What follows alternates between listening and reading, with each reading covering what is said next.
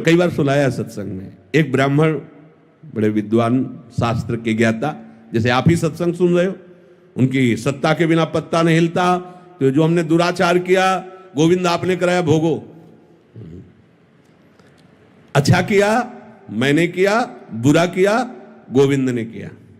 बहुत सुंदर उन्होंने उपवन लगाया था, बगीचा, सुंदर बावड़ी, कुआं आदि। बैठे हुए थे, एक गाय अंदर आ गई, वो घास चरते हुए, कई फूल के पौधे भी है। यद्यप उनका मारने का उद्देश्य नहीं था, उन्होंने से एक ईंट उठाई, ऐसे कंकड़, और भगाने के उद्देश्य सीधे उसके मस्तक पर लगी और वो गिरी, मर गई। गौ हत्या प्रकट हुई। वो तपस्वी थे और विद्वान भी थे। गौ हत्या ने कहा मैं स्वीकार कीजिए, अभी आपने बहुत बड़ा अपराध कर दिया। नहीं, हत्या तो मैंने नहीं की। हाथों में देवराज इंद्र का वास है, अलग अलग शरीर के अंगों में देवताओं का वास है, तो ये हाथ के द्वारा कंकड़ उठा के मारा जाना ये देवराज इंद्र का है, और ये ब्रह्म हत्या, गौ हत्या उन्हीं के पास, देवराज इंद्र के पास गौ हत्या गई और कहा मुझे स्वीकार करो। तो उनका कब अपराध हुआ है शाम से? तो उनका ब्राह्मण देवता ने ऐसा कि हाथ में देवराज इंद्र का वास है। उन्होंने एक धनी मानी पुरुष के रूप में गए, फल फूल भेंट करी, प्रणाम किया, पंडित जी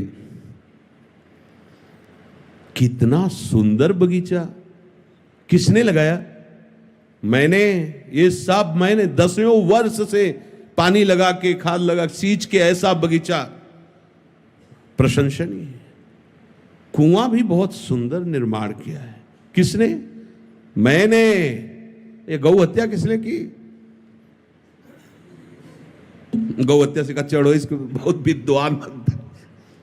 हमारी दशा कुछ पंडित जी वाली है, नहीं?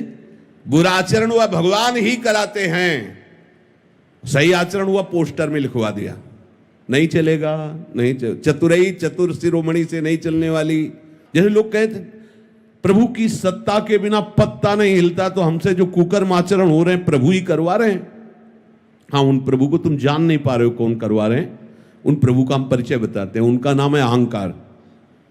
जिन प्रभु को तुम आरोपित कर रहे हो कि वो कुकर्म आचरण करवा रहे हैं, हाँ ठीक है, उनकी बिना सत्ता के पत्ता नहीं हिलता। तो ये जो सत्ता आपने स्वीकार कर रखी वो श्री कृष्ण की नहीं, वो अहंकार की स्वीकार कर रखी है। मैं ये करता, मैं वास्तविक नहीं कर रहे आप। ना आप सत कर रहे हो, ना आप असत कर रहे हो, ना अच्छे कर्म कर रहे हो, ना बुरे कर्म कर रहे हो। समझना हमारी बात। आपने अच्छे बुरे कर्मों के आरोप को अपने में मान लिया है, उसी का आपको दंड मिल रहा है।